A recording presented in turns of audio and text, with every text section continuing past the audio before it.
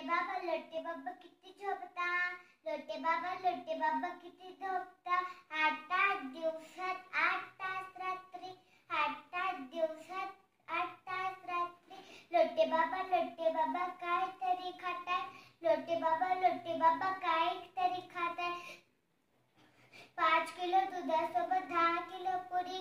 5 litre दुधासोबत 10 kilo पुरी. लोटे बाबा काय करताय काम. लोटे बाबा काय करताय काम.